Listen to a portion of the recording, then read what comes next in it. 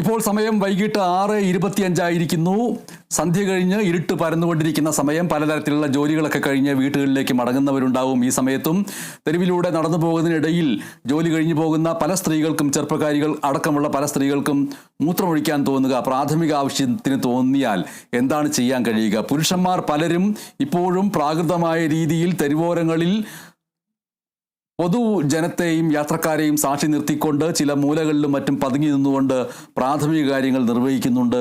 പക്ഷേ സ്ത്രീകൾക്ക് എന്താണ് ചെയ്യാൻ കഴിയുക? ആഗോള ലോക വ്യവസ്ഥയുടെ പരിഷ്കരിക്കപ്പെട്ട പട്ടികയിൽ ലോകരാജ്യങ്ങളിൽ അത്തരം സൗകര്യങ്ങൾ ചെയ്തു കൊടുക്കുന്ന വമ്പൻ രാജ്യങ്ങളുണ്ട്. ഓരോ മുക്കിലും മൂലയിലും എല്ലായിടത്തും പ്രാഥമിക കൃത്യങ്ങൾ നിർവഹിക്കാൻ കൃത്യമായിട്ടുള്ള സൗകര്യം ചെയ്തിരിക്കുന്ന വലിയ വികസിത രാജ്യങ്ങളുണ്ട്. പക്ഷേ ഇന്ത്യ ആ ഒരു അവസ്ഥയിലേക്ക് എത്തിച്ചേർന്നിട്ടില്ല. പക്ഷേ അങ്ങനെ പ്രാഥമികമായ കാര്യങ്ങൾക്കുള്ള ശങ്കയോടുകൂടി യാത്ര ചെയ്യുന്ന സ്ത്രീകൾക്കുള്ള എളുപ്പത്തിലുള്ള ഒരു ഉപാധിയായിരുന്നു പെട്രോൾ പമ്പുകളിലെ ശൗചാലയങ്ങൾ എന്ന് പറയുന്നത്. പെട്രോൾ പമ്പുകൾ കാണുകയാണെങ്കിൽ ഏതൊരു വ്യക്തിക്കും ധൈര്യപൂർവ്വം ആ പെട്രോൾ പമ്പിലേക്ക്, പെട്രോൾ അടിക്കാൻ വണ്ടിയൊന്നുമില്ല, നടന്നാണ് പോകുന്നതെങ്കിൽ പോലും പെട്രോൾ പമ്പിലേക്ക് കയറിയിട്ട് പ്രാഥമിക കാര്യങ്ങൾ നിർവഹിക്കുകയും കൈയും കാലും കഴുകുകയും മുഖമൊക്കെ കഴുകുകയും ചെയ്ത് തിരിച്ചു വരാവുന്ന ഒരവസ്ഥയുണ്ടായിരുന്നു. എന്നാൽ ഒരു കോടതി വിധി അതിനെ എതിർത്തുകൊണ്ട് മുന്നോട്ട് വരികയുണ്ടായി. ഇപ്പോൾ വീണ്ടും ആശ്വാസമാവുന്ന വാർത്ത വരികയാണ്. പെട്രോൾ പമ്പിലെ ശുചിമുറികൾ എല്ലാ യാത്രക്കാർക്കും ഉപയോഗിക്കാമെന്ന് ഹൈക്കോടതി അർത്ഥശങ്കയ്ക്കിടയില്ലാത്ത രീതിയിൽ വ്യക്തമാക്കിയിരിക്കുകയാണ്. അതായത് നമ്മളുടെ കയ്യിൽ ഒരു കാറുണ്ട്, ഒരു സ്കൂട്ടറുണ്ട്, അതുമായി ഓടിച്ചു വന്ന് അവിടെ പെട്രോൾ അടിക്കുന്നതിൻ്റെ ഭാഗമായിട്ടൊരു സൗജന്യം എന്നുള്ള നിലയ്ക്ക് പോയിട്ട് കാര്യം ചെയ്യാനുള്ളതല്ല പെട്രോൾ പമ്പിലെ ശൗചാലയങ്ങളും മറ്റും. പകരം ഒരു വാഹനവും ഇല്ലാത്ത ഒരാൾക്ക് പെട്രോൾ പമ്പിൻ്റെ മുമ്പിലൂടെ പോകുമ്പോൾ ഈ പറയുന്ന ഒരു കാര്യം ചെയ്യാൻ തോന്നുകയാണെങ്കിൽ പെട്രോൾ പമ്പിലേക്ക് കയറിയിട്ട് അത് ചെയ്യാം. പക്ഷേ ഒരു സാധാരണ പൗരൻ ചെയ്യേണ്ട എല്ലാ മാന്യതയും അതിൽ പുലർത്തണം, വൃത്തിയായി സൂക്ഷിക്കുക, അതിനുശേഷം ഫ്ലഷ് ചെയ്യുക എന്നടക്കമുള്ള കാര്യങ്ങളൊക്കെ ചെയ്യുക എന്നുള്ളതാണ്. അപ്പോൾ പെട്രോൾ പമ്പിലെ ശുചിമുറികൾ എല്ലാ യാത്രക്കാർക്കും ഉപയോഗിക്കാമെന്ന് ഹൈക്കോടതി വ്യക്തമാക്കിയിരിക്കുന്നു. ഇടക്കാല ഉത്തരവിൽ ഭേദഗതി വരുത്തിക്കൊണ്ടാണ് ഹൈക്കോടതിയുടെ ഈ നിർണായകമായ നിർദ്ദേശം വന്നിരിക്കുന്നത്.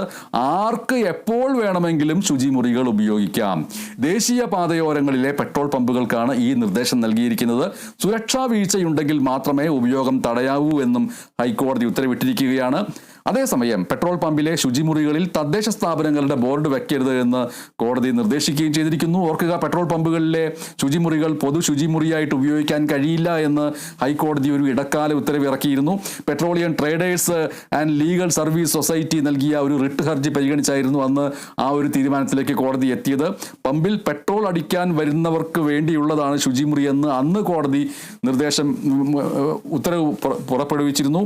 പെട്രോൾ പമ്പുകളിലെ ശുചിമുറികളിൽ പൊതുജനങ്ങളെ അനുവദിക്കരുതെന്നാവശ്യപ്പെട്ട് സമർപ്പിക്കപ്പെട്ട റിട്ട് ഹർജിയിലായിരുന്നു കോടതിയുടെ ഉത്തരവ് പുറത്തു വന്നത്.